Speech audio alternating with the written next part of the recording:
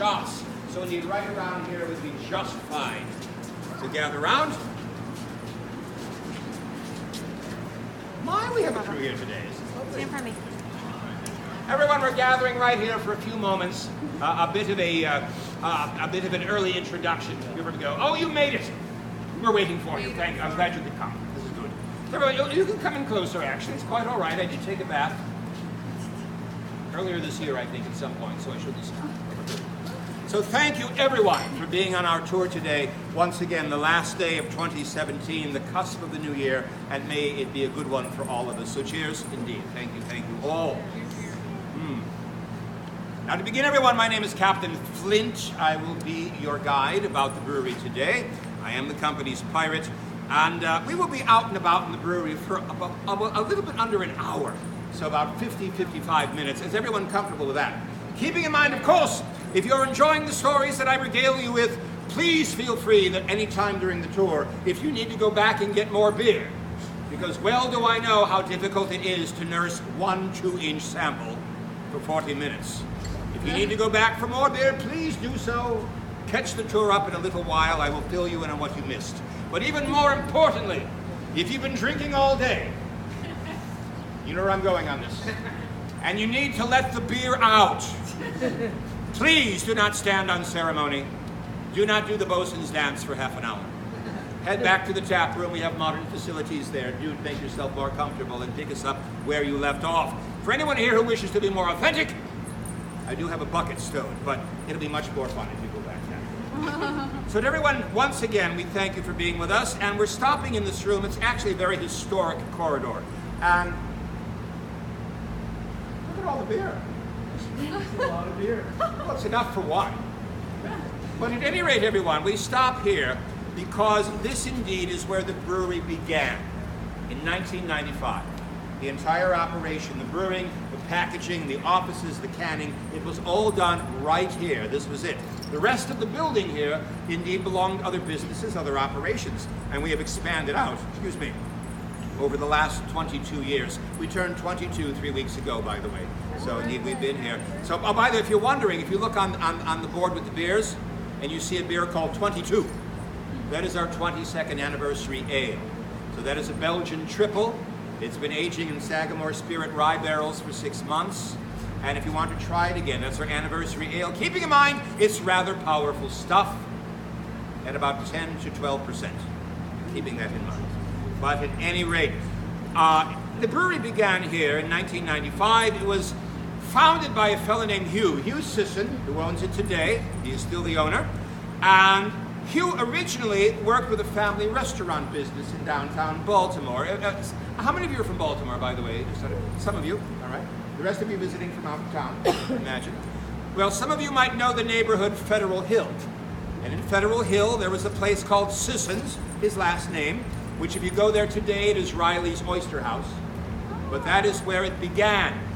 And indeed, Hugh, wanting to brew beer for a living, got together with some city council folk, and it took 6 to 7 years, but they were able to strike down the rather medieval ordinance, which kept people from brewing and selling.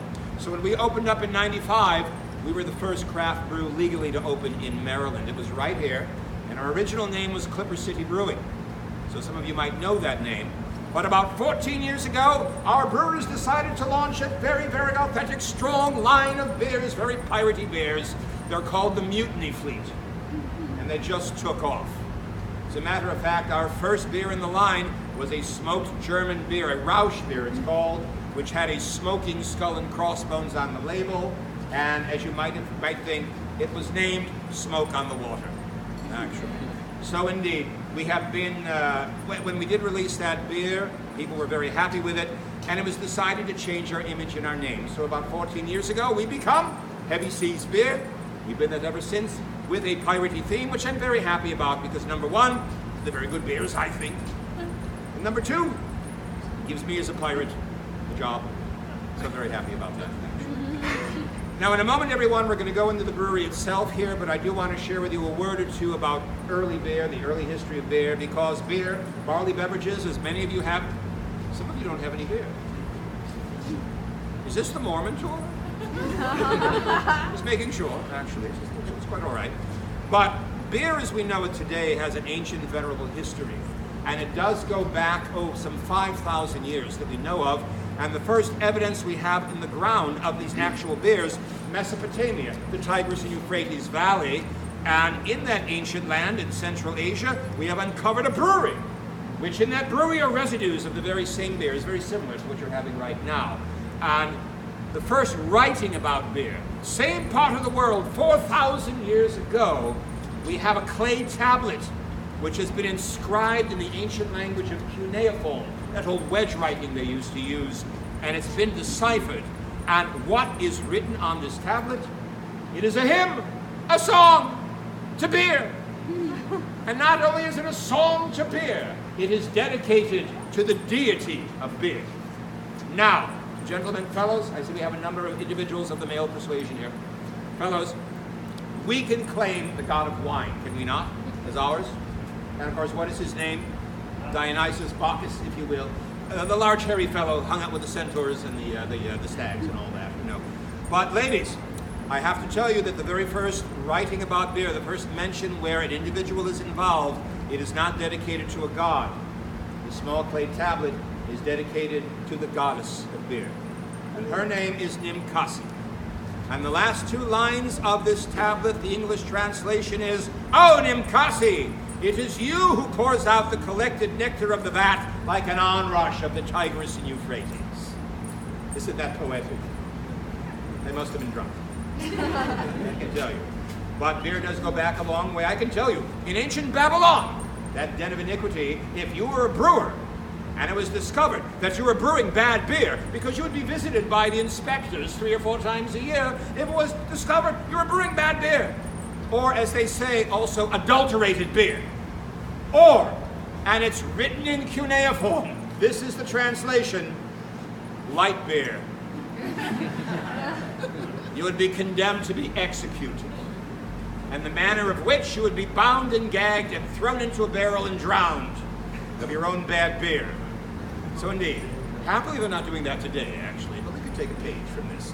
So at any rate, the beer goes back a long way, and to bring it closer to our own time before we go into the brewery, people of all walks of life in our own colonial period, you know, they enjoyed their barley beers, pirates were no different, or other mariners, and I can tell you that we have an entry in a ship's log written by a very famous pirate.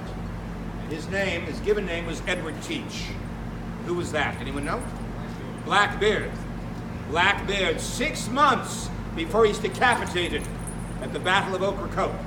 He writes in his log these exact words, and I'm going to share this with you. I've seen the entry myself. This is exactly what he writes. Shows you how important beer is. He writes it this way. I'll try to do it in my best Blackbeard voice. Damnable situation. Beer and rum almost gone. This is a fact. Crew grumbling of mutiny. So I look sharp. This is a bad pen. We'll just throw me something. Nice feather. Thank you. Thank you. Crew grumbling of mutiny. So I look sharp for a prize. A prize being a ship he could capture. Found one that afternoon. Gave chase. Took her with ease. Found her hold full of good English ale. And the last line is underlined. You have to love this. He writes it bigger. He writes, "Crew happy again." But it was a tough one for Mr. Beard. He almost lost it on that one. So everyone, we're going to head now into our main brewing area. That's going to be the second room over where you see that silver tank. Shore up on that red flooring. I will share with you how our beer is made and exactly where the word buccaneer comes from as well. And by the way, if you're wondering, is that Pirate Walk authentic? Well, for the moment it is actually. We are scheduled to get a new hip sometime soon. So indeed, yes, the wind is out of the sails on this side. However, should any of you come back to this brewery later this spring, I've already arranged it with the surgeon, and you see me with my walking stick. And the walking stick has a new top on it that looks very much like someone's hip joint. It is mine. So everyone, in we go into the brewery, and we shall continue. And by the way, don't stand on ceremony. You can walk ahead of me, please. Go right ahead. I will be there, I hope, by tomorrow morning.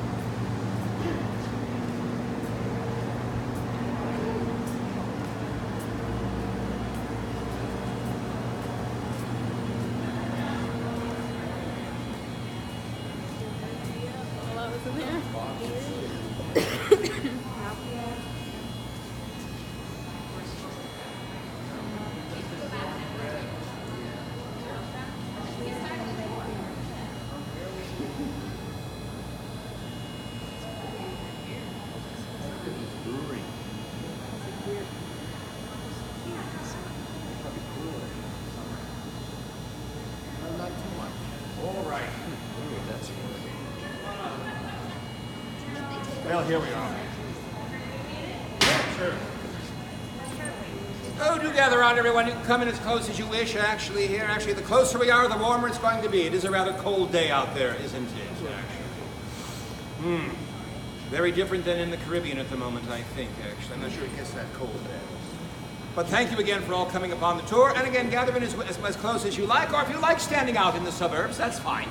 But if you come closer, you'll be able to hear a bit better. Now, here we are, everyone, in the main brewing area right now. This is where every drop of Heavy Seas is made. We have no outliers, no contracts. It's all done here. And we do about 50,000 barrels a year, which makes us about a mid-sized brewery. And we have about 50 people involved altogether in all aspects of the operation. There's 50 people and one pirate.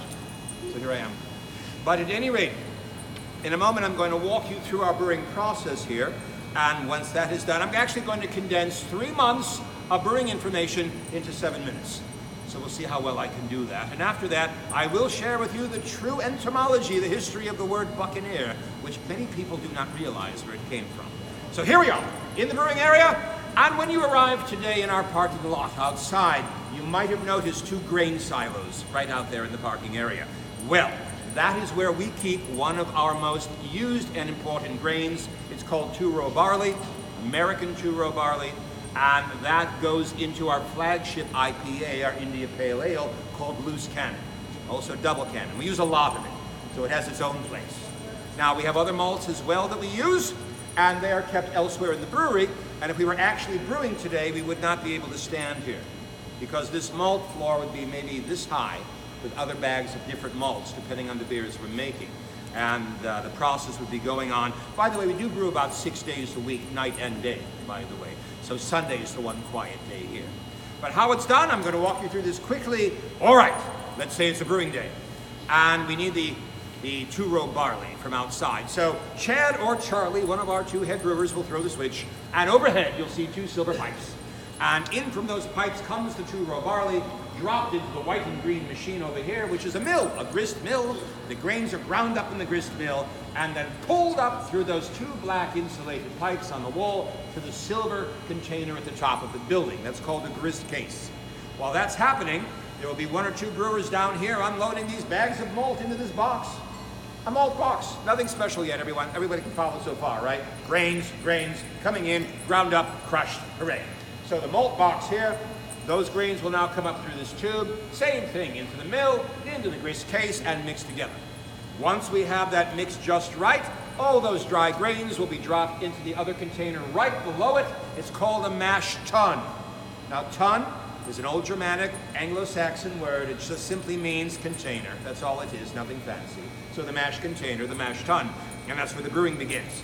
So what happens there? We add hot water. What does the hot water do? It converts the starch in the grains to what? Sugar. Now you can brew beer.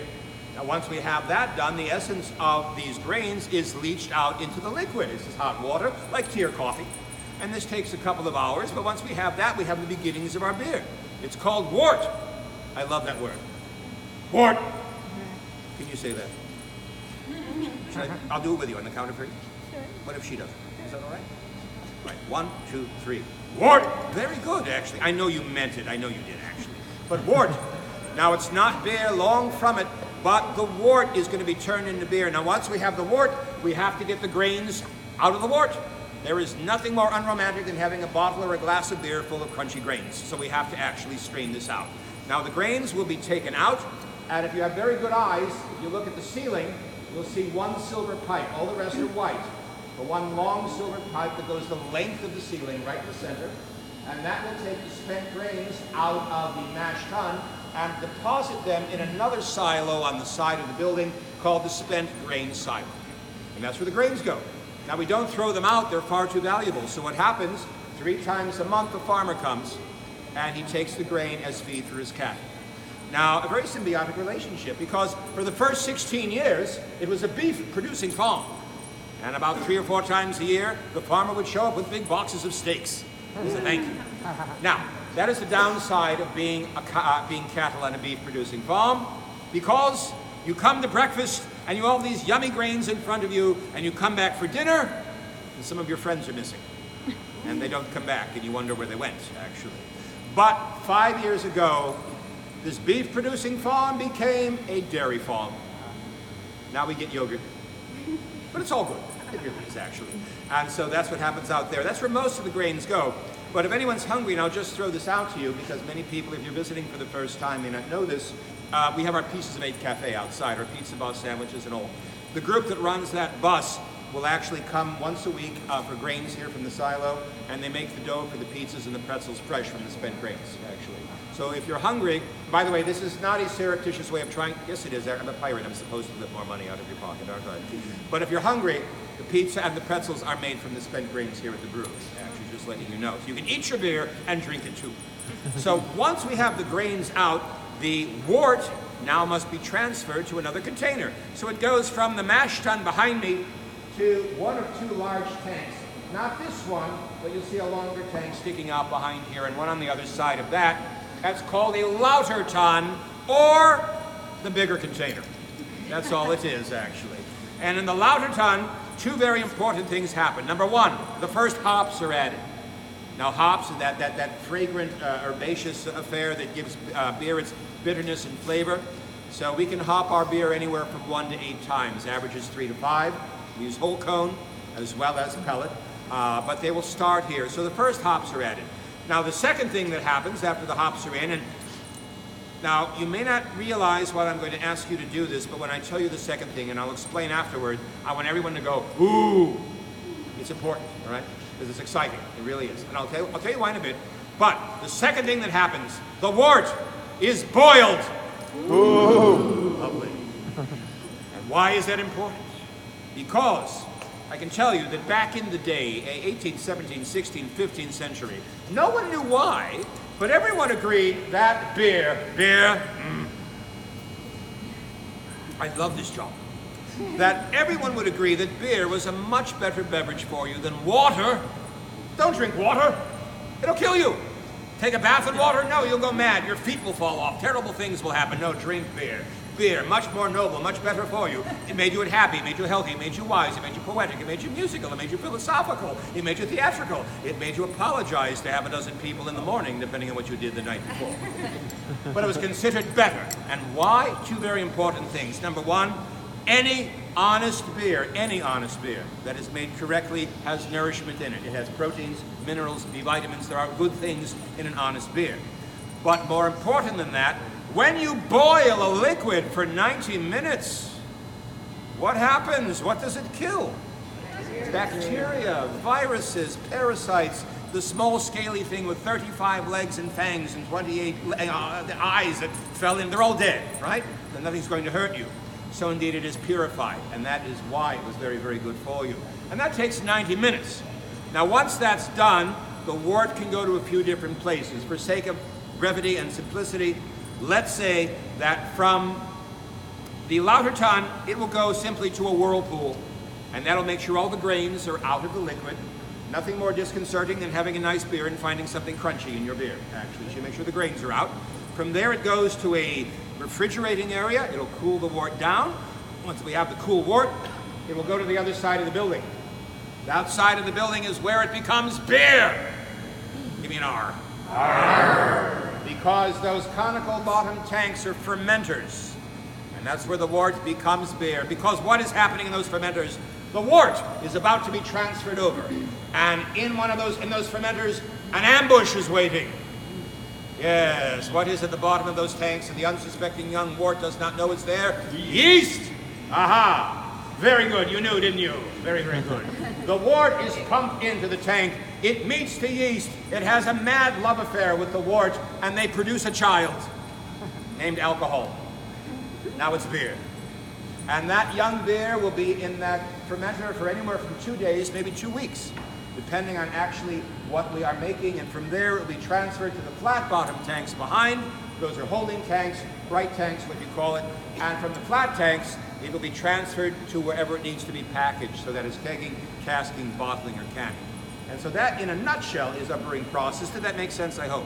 Because I'm not sure I can actually repeat what I just said. But everyone good standing so far? All right. I have a question. Yes, yes. What's the difference between the keg and the cask? Oh, very, very good. We just had a question. Keg and cask. What is the difference? Most modern beers are kegs, all right, and they go through a particular process, which if you want, when we get back to the tap room, I will go into more detail. But that is most of the beer you get on in a regular tap. A cask ale, a cask beer, is produced more like an 18th century style beer. So that is going to be naturally fermented, served at room temperature, and hand pulled, and it's going to be a slightly different sign. But I will give you remind me when we get back, and I'll give you more details. But that's the difference. One is an earlier version. Casking is an earlier version, kegging is more modern. Is a cask like a firkin? Oh, very good. You know about firkins, do you? I had a cat once named Firkin. Actually, it was lovely. But firkins are smaller than casks. Okay. Same kind of thing, but they're very small. Okay. If we have one, I'll point one out if there's one back. By the way, and the question was, is a firkin like a cask? A firkin is just a smaller container. It looks like a cask, but it's kind of like having a Great Dane and a toy poodle. That's about the difference, actually. But at any rate, everyone, all right, if you're good standing, a quick word about our piracy tour here. Buccaneer. You've all heard the word, right? Yes. Does anyone know what it really means? Here it comes. Oh, you'll never be able to watch a game again after I tell you this. Here we go. Buccaneer. That quintessential pirate word when you think of picaroon, privateer, a pirate, a scallywag. Oh, same ballpark, all of them, but buccaneer. All right, where the word comes from. I take you to the 1630s, the Caribbean. Some of the earliest pirates there were French, and they were Huguenots who were fleeing religious oppression in their home country, actually. And they take ship to where they will not be oppressed, and they end up on the island of Hispaniola, which today is the Dominican Republic and Haiti. They have no idea how they're going to make a living. They certainly didn't expect to be brigands or pirates. They wanted to do something in peaceful trade. And they come to Hispaniola, not knowing what they're going to do, and they discover that the entire island is overrun with wild pig. They're very happy about this. They're hunters. There's plenty of food on the hoof here, right? And so, as hunters, what do? They go after, they hunt the wild pig. And they shoot the little piggy. Now I'm stuck with this stupid French accent. I'm sorry. I sound like Pepe Le Pew. It'll go away eventually, I promise you. But they go hunting. And the Arawak Indians who lived on the island, okay, it was a friendly arrangement. They taught the Frenchmen how to smoke the meat so that it would last for 6 months, a year. And it was done on a very special smoker that the Arawak Indians invented, called in their language a boucan. All right, he's a Frenchman. And so they are smoking the piggy meat. And what does that make them? Boucaniers. Boucaniers. All right, they are boucaniers. And they are in peaceful trade, trading the meat that they're smoking with passing ships. Well, about 6 or 7 years later, about 1640, they are joined by a group of unhappy, disenfranchised English sailors. And the English, well known for destroying every foreign language they touch, changed boucanier to what? Buccaneer. And so they become buccaneers. And what does buccaneer mean in English? Are you ready? Smokers of pig meat. So the next time you watch a game, yes, you can watch all the smokers of pig meat running back and forth, which is very ironic because what are they tossing? It's a pigskin. Very strange if you ask me, actually. So keep that in mind. So give them a toast next time you see a Buccaneers game. But at any rate, I can tell you that the first act of piracy was actually done by this group of buccaneers when they stopped and traded with a ship, and they came up on board. They traded their meat for other things they needed, and they simply decided to keep the boat. That was it. And they put the crew off on an island, and they sailed away with their ship. And that was the first act of real piracy in the Caribbean. And these Frenchmen raised the only flag they could find below in the hold. It was a red flag. And the red flag in French was called the Joli Rouge, the pretty red flag. Now where the actual Jolly Roger comes from is a whole other story, which I will share another time. The skull and crossbones was invented in 1700. But the word buccaneer, indeed, these Frenchmen in the Caribbean, these smokers of pig meat, and that's where it comes from. So is everyone good with that? Yes. Give me, and before you know the awful truth about R, give me an R. R. All right, everyone, we're going to be heading down this walkway here. We're going to stop dead ahead by our canning area. We'll be there a short time, and a few words about ladies in piracy while we're there. And then we'll begin our return trip to the tap room. I'll have 2 more stops. How far does the heavy seas ship there? We are in one of the big states, all of them inside of Mississippi. We're about as far as...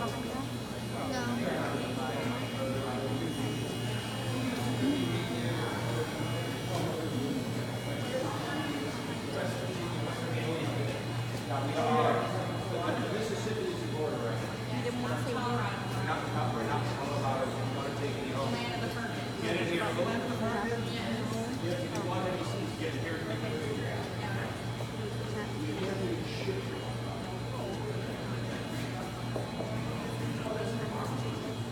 I was in Utah, and they changed beer for Utah. You can only use certain alcohol. 4% on tap, and now they've loosened up. 4%. Was there 2 or a month ago? 4% on tap. But I'm not nursing mine. We want to get a good selfie. Cans and bottles there with it. Very quick, here we go. And you can drink it there.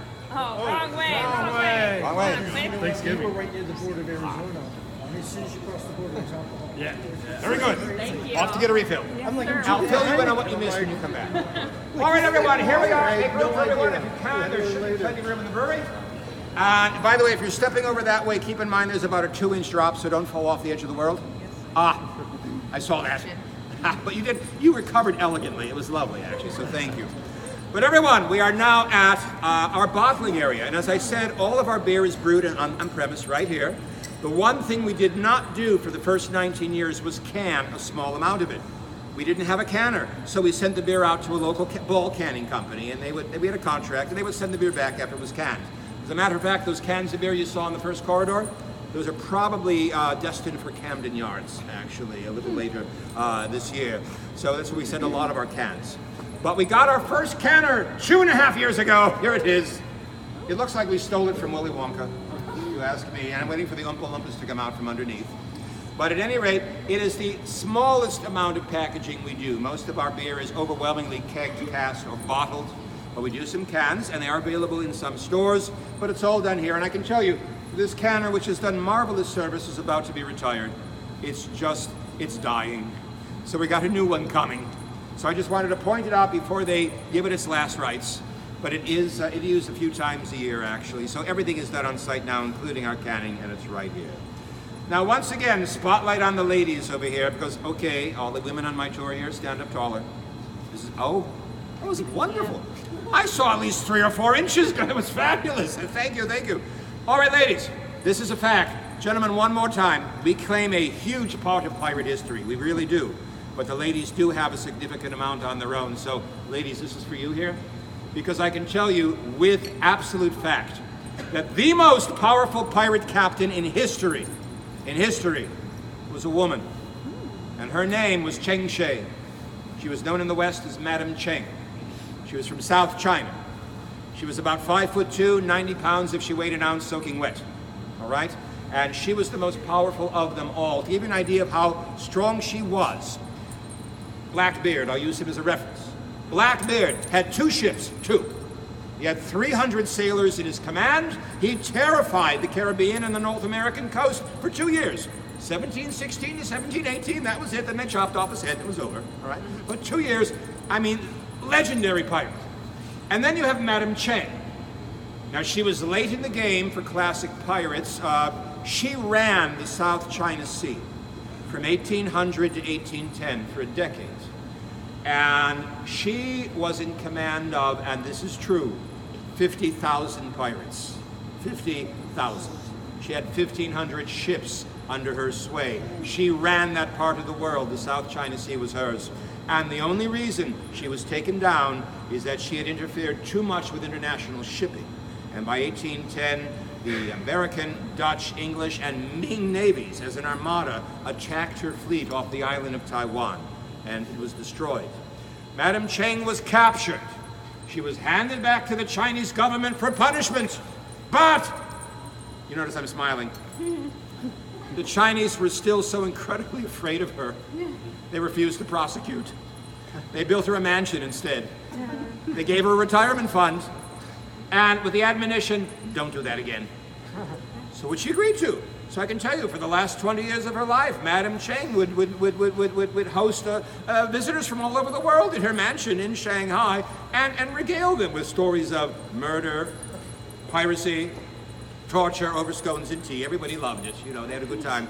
Not a bad end for a woman who began her life at the age of 15 in a brothel outside of Canton. But I can tell you she had that sort of grit and backbone, which is a story on its own, that she was able to pull herself out of that morass. And she became, within 7 or 8 years, when she found herself in the right place, the undisputed commander of the largest pirate fleet in history. So if you take a look online, Madame Cheng is her name. And now, how many of you actually saw Pirates of the Caribbean when it came out? All right, so remember back about 14 years or so, 12, whatever it was actually, that there's a scene in the third film called The Meeting of the 9 Pirate Lords. And sitting around a table are 9 pirate captains with their lieutenants. What I love about that scene is that Gore Verbinski, who was the director of the early films, did his homework.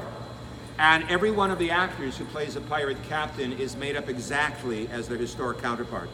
Those aren't Hollywood pirates. Those are actual identifiable people if you knew who they were.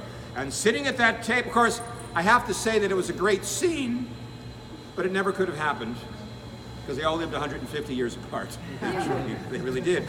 But there is one woman sitting at the table, and that's Madame Cheng. And that actually is taken directly from the one image we have left of her in her later years, actually. When you see that film again, that one woman sitting at the table was the most powerful of them all, Madame Cheng. And if you see the scene where they hoist the pirate flags before they go into battle, you'll notice, first off, all the Jolly Rogers are different, which they were. Every pirate captain had their own flag. But it's only 3 seconds when Madame Cheng raises hers, you'll notice it's not a Jolly Roger. It's her family's flag. So they really did a nice job on that, guys. So again, Madame Cheng, the most powerful pirate captain in history. And now I think it's time to begin our return journey. I have 2 more stops for you. Is everyone all right so far? Yes. We're going to be heading past the stairway and what I call the crow's nest over here, just to the other side. A word about our casking area. And here's where you find out where R comes from, and where Johnny Depp did get that walk from. So everyone walk over here. By the way, do not drop to your knees and lap up the liquid on the ground. It's just water. But don't slip on your way.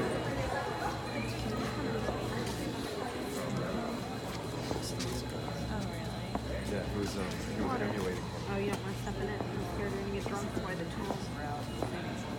Yeah. If you look at the little antiquated, So I guess they bottle somewhere else. it's in here somewhere. It's going to maybe show you. It's going to show you where they do the casting. I guess canning is harder than bottling. Yes. The, what is it, Ray or Dave? Well, everyone, I'm going to hold up over here, only because for the moment, temporarily, this is a much more picturesque background. So I'm going to hold up over here. I want to share a little bit of information about our kegging station, which, by the way, they're changing, so sadly, there's nothing to see over there. It's just a wall. But the new kegger is being put in on the other side. But I do want to say, actually, if you see barrels around the brewery here, that is for a special line of beers we do called Uncharted Waters. And our Uncharted Waters beers will always be aged in wood, because wood does change the character of beer. So I'm not sure what will be going into these. These are new barrels, apparently wine barrels, but I'll find out eventually. But everyone, what I did want to share is that, again, it would be over in the corner. In fact, that's what I'm going to do. Let me just move over here, and everyone will turn around so you can see that empty wall. I'm going to ask you to use your imaginations. All right. Behind me on the shredded floor is our kegging and casting area. Now, at one time, we had a much more picturesque kegger right over there. It's all gone. That's where all the beer would be kegged and casked. As a matter of fact, there used to be a crane next to it as well. And we have 2, this is our new one, by the way.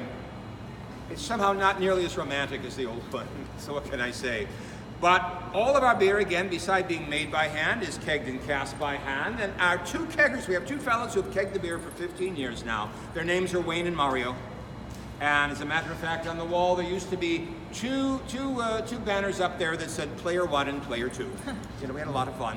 Now, any sane kegger will use the assistance of a crane or a winch, because behind me you'll see kegs. So you have kegs. I have a couple of casks. No firkins. Where's my firkin lady? I'm sorry, I have no firkins over there. We have them somewhere. A firkin! Yeah, I was gonna say. It's a firkin! I had no idea it was sitting here. They put it there just for you. Probably. But at any rate, everyone, it's all kegged in casks. This is our new kegger, which I'm learning about right now, so I cannot share much. But I will tell you that most sane keggers use a winch or a crane because the kegs weigh 136 pounds. No, I'm sorry, 176 pounds when they're full. But not Wayne and Mario. No, they decided 12 years ago when we had the old kegger here, they dismantled the crane and they raise and lower every keg by hand, 50,000 times a year. So indeed, I can guarantee you that every drop of beer you have had or will have in the future or having today has been through the strong, stalwart, and somewhat sweaty hands of Wayne and Mario. Now, I'm going to go with that. Where did I want to go with that?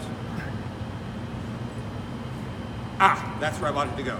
So indeed, that is all done here. But if you're wondering about our distribution, you can find us in 22 states, all this side of the Mississippi.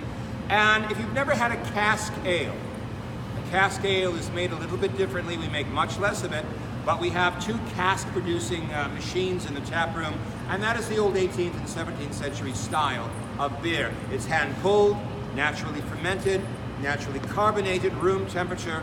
If you've never had one, give it a shot, actually. It's what the hobbits were drinking in the Prancing Pony, for the most part, actually. But indeed, so it's all kegged and cast here, and again, I will need to learn about that machine. But while we're here, everyone, this is where you discover the amazing story of the word "R." All right, who still has some beer with them? All right, good. I'm clean. You don't have to, but I'm clean. It's all right. Take a sip, you're gonna need it. Because that quintessential pirate word, "R." We all think it's an ancient pirate word, it's been around for centuries, but not the case. So to tell you where it came from, I bring you back to the dim, dark, dangerous, somewhat romantic days of 1952. That's it. And into the command post of an individual whose name was Walter Disney. And Disney Productions are about to produce a full-length version of Robert Louis Stevenson's Treasure Island. They have hired a British actor by the name of Robert Newton. If you go to YouTube, you can see clips from the film. It was Robert Newton who gave all of us today our modern idea, our modern image of pirates. He was a marvelous character actor, and it was from Robert Newton. We got the long drawl when they talk this way, comes from him. And the rolling of the eyes, and all of that. Even the parrot in the movie was his own pet. He brought it along because he thought it made a good image. And what was the name of the parrot? Captain Flint, actually. Indeed it was. So, but that's where R comes from, because Newton was from Cornwall in England. And even today in Cornwall, often people use the word I if they agree with you. I. And Disney wanted him to come up with a signature sound. Whenever anybody heard it, they would think of Treasure Island, Long John Silver, Disney Productions. It's marketing. And so what does Newton do? He comes up with a version of I, which is what? Arr! And indeed, he goes to Disney, who says, so how's the sound coming, Robert? And Robert goes, what do you think of R is a pirate word? And Disney goes, I like it, keep it.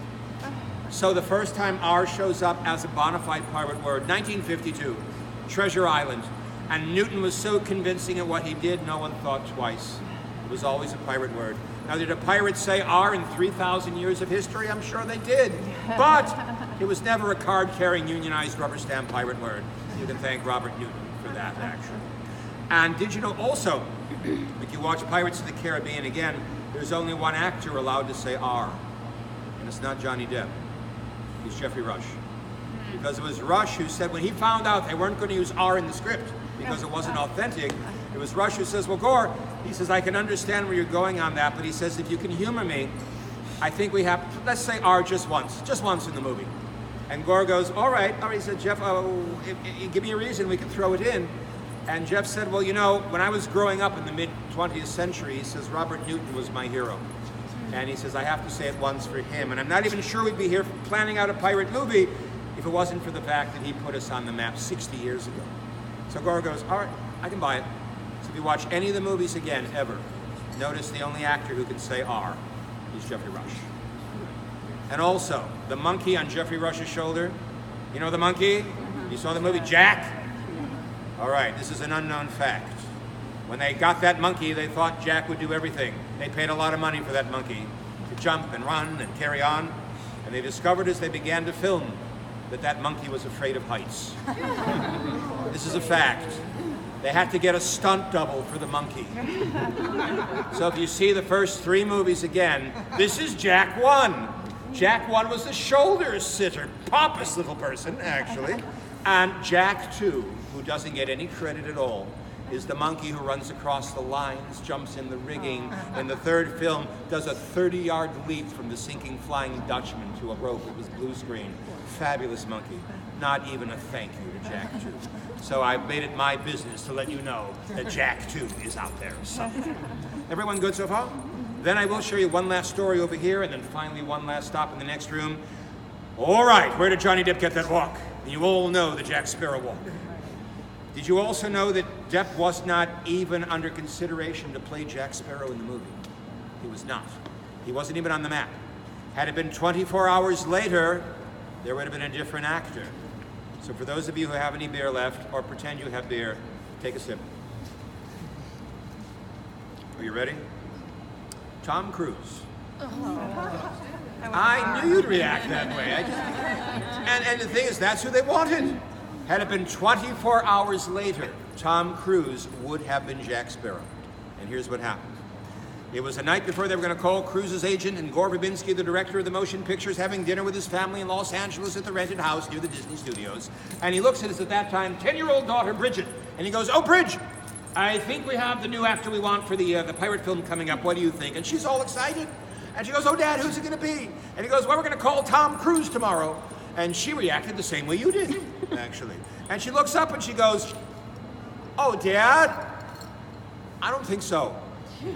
No, and then she does the 10-year-old fidgety thing. And she goes, I mean, Dad, he's a nice guy. I like him. I mean, he said he's been to the house. He's not a bad guy and he's done some good work, but I don't think he'd be the best pirate. And this is what killed it. The killing phrase, I know my girlfriends won't like him. Well, that did it. Hundreds of millions of dollars based on this choice, and your girlfriends won't like him? Out.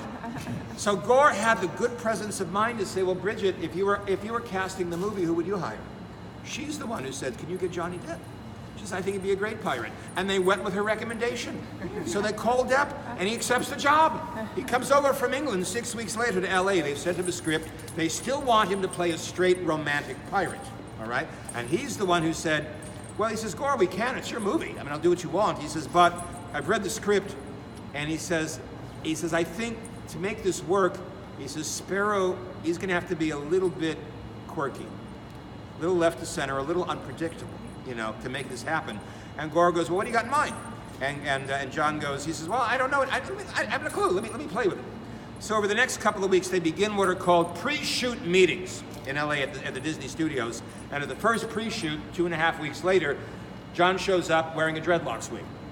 Now it's a hot summer day in LA, so he's his t-shirt, he's got his cutoffs and his Nikes on, but he's got the dreadlocks wig. And Gore goes, maybe. Hold that thought, that might work. And over the next few weeks, he tries some different things. So kohl under the eyes, rings on the fingers, he's letting his beard grow out, he's braiding it, he's beating it. Some things work, some things don't. But what really clinched the role, this was 3.5 weeks after pre-shoot. I'll have to get a little closer. This is a very dramatic thing I have to share, so I'm gonna get over here. 3.5 weeks after pre-shoot.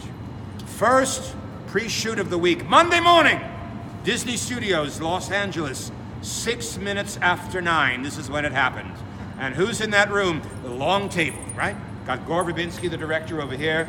Keira Knightley is sitting there. Orlando Bloom on the other side. The elf. He's over there. And in comes Geoffrey Rush. 6 minutes after 9. Nobody sees Johnny Depp. And Gore is going, where's John? Was he out? Was he out again? I'm going to kill him if he was out again last night. And sure enough, 6 minutes after 9, the doors to the meeting room blow open.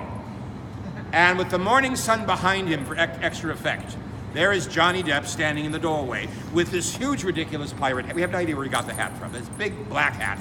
Had a skull and crossbones on it, which they never wore. He's got his dreadlocks wig on. He's got coal under his eyes, rings on his fingers. Beard is braided. Beard is braided. There we go. Beard is braided. And of course, it's a hot day, so it's his Nikes and his cutoffs and his t-shirt. And he parades into the room with the Jack Sparrow walk, which I would do for you right now. I have no shame, but I'm on this timber leg, so you understand. But he walks in, parades past everyone, sits down at the table across from Gore Verbinski, throws his legs up on the table, leans forward and goes, "I'm here." And Gore's mouth drops. And he can't say anything for 10 seconds. And finally what he's able to blurt out is, "Brilliant. Brilliant. We never would have thought of that." He says, "I'm loving it. That's the character." He says, "Yeah." He says, "Roll with that." He says, "It rocks. I love it." And they actually had to rewrite some of the script. Okay. Everyone good? All right. Nobody fainted? Nobody fainted. Is it still alive? Still alive. Oh, good. All right. But they had to rewrite the script to accommodate the new character. And Gore looks at John sitting at the table and he says, "All right, John, it's coming together. I'm liking what I'm seeing." He says, "But that walk, where did that walk come from? You weren't walking like that 3 days ago. Where did that show up from?" And it was John who goes, this is almost word for word. He looks at Gore and he goes, "Well, Gore, I'd love to claim originality on it, but I can't." He says, "I borrowed it." "You borrowed it? Now, who did you borrow all this from?" And he says, "Well, frankly, just last night, I had dinner with Keith Richards." Oh, no. He says, and he was 20 minutes late for the engagement at the restaurant. I don't know what restaurant it was, but it was in LA. And he says, "I'm sitting waiting for him. I see a cab pull up across the street. And I see Keith get out. And as the cab pulls away, it was easy to see he was hammered. He is in the bag. And he's wearing knee-high riding boots, and he's got a walking stick. And he struts across the street with this walk. And I'm just amazed. He walks into the restaurant, nearly knocks a drunk off the stool at the bar on his way to my table, finds me sitting over there, plops down, throws his legs up on the table. If you know Keith Richards, you can see this easily, right? Throws his legs up on the table, leans forward and goes, "I'm here." He says, and I looked at Keith and said, "Can I borrow that?" "Borrow what?" "Never mind, you'll find out." So the Jack Sparrow walk is actually the drunken Keith Richards walk, and that's why Keith got his job as his father in the third and fourth movie. So a little backstage talk. Now we have one last stop, everyone. Everyone good with that? So we're going to head into our next room here. It's our final stop on the tour. Swing into that room, make a right, and around that beige and gray machine we're going to hold up over there. If anyone needs to sit, there are some very strong yellow stanchions there to sit on. Please feel free to do that. That's because I know you know. Yeah, you know. Like cats' names know me.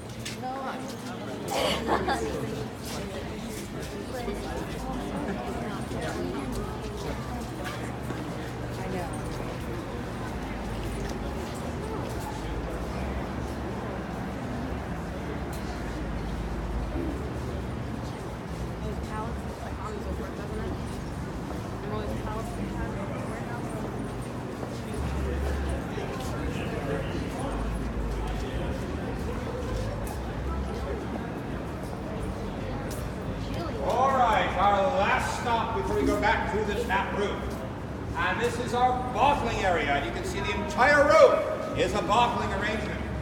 Now when we first opened up, we opened up in that corridor where you see the barrels. That's where we began our tour, right over here. And everything was in that small corridor. The brewing, the bottling, the kegging, it was all there, the offices, including all this. And when Hugh opened up the brewery, his first bottler was an old Coca-Cola bottler. He got it at an auction. And he paid, he didn't pay a whole lot for it, but he was told the bottler he bought would bottle 130 bottles a minute, which he was excited about. Then he turned it on, and it bottled 2, 3, it broke, and then it would bottle, So for the first 10 years, we have this Coca-Cola bottler that kept breaking down. But they've had this now for, about 14 years, and the bottler behind me can actually, at top speed, bottle 260 bottles a minute, actually. It's very, very quick. The entire arrangement. And of course, they get spit out from this machine over here after they've been boxed up and crated and put in the room behind you. That gray wall behind that is our cooling area. So all the beer we have right now for sale is sitting on the other side of that wall. But everyone, last story, pirate story of our tour, if you're ready. Now, how many of you are from Baltimore? How many wish you were from Baltimore? How many want to lie about it and say you really are? And who's from somewhere else? No one's wait a minute, no one's taking credit. Elkridge. All right, thank you. What was that? Well, thank you. It's a nice place to be. It's perfectly fine. Now, can you hear me over in the corner there? All right, final story of the tour. This is a true story based in Baltimore. And so I'm going to take you back to the year 1812. And in 1812, we declare war on the most powerful military nation in the West. Who is that? Britain, England, Great Britain. England has 600 battle-ready ships. 600! How many are in our military navy in 1812? Anyone want to guess? Who said 4 or 5? You're close. We have 10. 2 more are being built in Philadelphia. Anybody want to claim Pennsylvania's home? All right, 2 in Philadelphia, but it's not going to change things too much, so it's 12, right? So Thomas Jefferson, we know that name, is heading up and down cities on the East Coast to taverns and coffee houses, trying to cajole and convince private sea captains to go into service for the American military. And if you did, you got a letter from the government called a letter of marque. And a letter of marque allowed you to go into service for the American military. It made you a privateer. A privateer was a legal pirate. And as long as you attack ships that your government is at war with, you're a privateer, you're covered. If you attack a different ship, what does it make you? Pirate. Yeah, you can be hanged. So a lot of captains were here in Baltimore. They accepted a letter of marque. One fellow was named Thomas Boyle. Thomas Boyle was a very well-respected sea captain. He was so much so respected, they even gave him a new ship. Long, low, black vessel with gold trim. She had rake masts, made her very fast. And her name is the Chasseur, the hunter. And he goes about recruiting crew for this voyage he has in mind, and he overbooks the crew. He stuffs that ship with as many crew as he can handle. Nobody's asking why, he's not talking, but he takes 5 to 6 times the amount of crew he would normally need. They're stuffed on that ship. After about 3.5 weeks of recruitment, what does he do? He silently slips cable from Fells Point in Baltimore, heads down the river to the bay, heads south on the bay, and while he's heading south, he covers everything on that ship that might remotely glint of, moonlight or starlight. Because what is his goal? To slip past the British ships at the mouth of the Chesapeake. Well, he does. He gets out. Now, the year he does this is 1814, a year after he got his commission, but he's going on a raid. And when he gets past the British ships at the mouth of the bay, he heads east. And where does Captain Boyle go with his little black boat stuffed with sailors? 5 weeks later, no one is expecting an American warship to show up on the Thames River in the middle of downtown London at 10 o'clock on a Sunday morning. Do we have any British expatriates on the tour, by the way? I just checked, because I want to apologize in advance for the story if I have to. We're good? Well, he shows up in London, actually, 10 o'clock. Now, he's in disguise. He's flying a British flag, and he has 8 cannons. That's all he has are 8 cannons. They're called 4-pounders, which means they shoot a 4-pound cannonball. They don't do a lot of damage. They make a lot of noise. It's like having a deck full of poodles, right? As a matter of fact, Pounder, our German Pilsner, is named after those cannons. But at any rate, he's on the Thames River, and he's not there to fight because he doesn't have the armament, and they would have chopped him to pieces long before he got to the coast. He's there to do something far more effective. And why does he have so many sailors? Well, he is there to capture British ships. And so as they're sailing up the Thames on the south side of the river, there are very fat British merchant ships tied up. Members of his crew, teams of his crew are jumping off on the British ships. They're capturing the British ships unawares, throwing their crews off the boat, dumping them down in the hold, untying the vessel and heading you-know-what back down the Thames. This goes on for an hour. And Boyle has now captured 10 ships. Now, he knew he wouldn't be able to keep up the ruse forever. He'd be discovered. He was right. Because after about an hour, he hears the church bells ringing, people pointing at the river, and shouts like, "That one's not ours!" Well, to make matters worse, he looks through his spyglass, and up the river, quarter mile, 3 British warships have gotten the word that there's an American raider on the river. They're untying their vessels. The drums are beating the crews to quarters, and they're coming after it. Now, it looks like it's over for Boyle because each of those British ships has 40 guns. Each one is bigger than his, and so it's 120 larger cannons, more than his 8 poodles, and it looks like he's done. However, Boyle was expecting this, and when he sees he's been discovered, he signals the American crew on the 10th captured ship. They're waiting for the signal. They jump to the 9th ship, and the 10th ship is now back in the hands of a British crew. What do? Well, they get out of the way of the attacking British warships, so they turn hard to starboard in the Thames. But that British crew didn't realize that before the Americans had left, they'd sawn through the rudder chain. So when the British ship turns sideways, the chain can't take the strain, and it bursts. It's like losing your transmission on 695 at rush hour. So the ship is sideways in the river. The British warships can't reach Boyle, and when he sees he's bought a few minutes, what does he do? He hauls down the British flag, raises the American stars and stripes, and uncovers his 8 cannons. Now people see an American warship on the Thames. Now there's panic.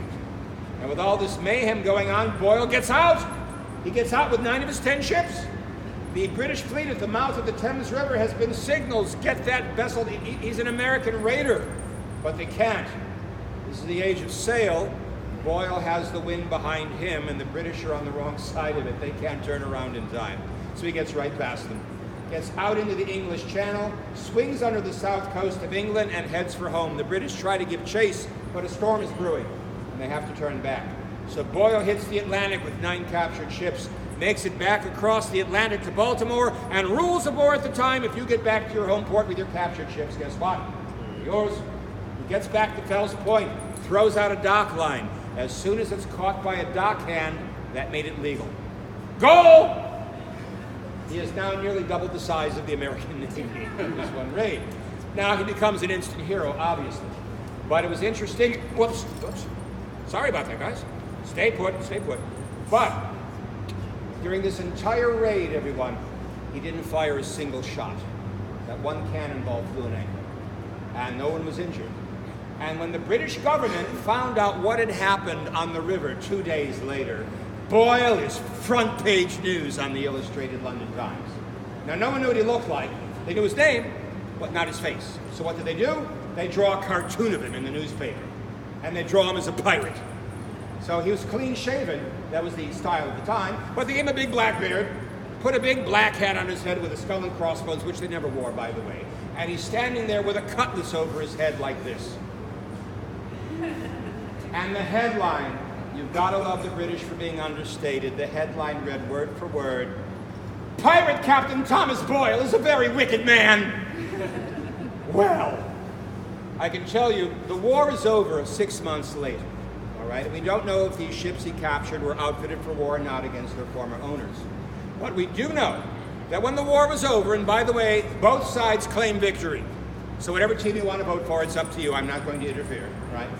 But in the spring of 1815, in April, the same year that Napoleon Bonaparte is defeated at Waterloo, the city of Baltimore, the mayor, the city council, and the General Assembly got together and they decided to honor Boyle's raid one more time by doing something additional. So what do?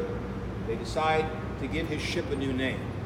And so in 1815, she drops the name Chasseur, the hunter, and she becomes another vessel that some of you may be familiar with if you're from Baltimore or know the history of Baltimore.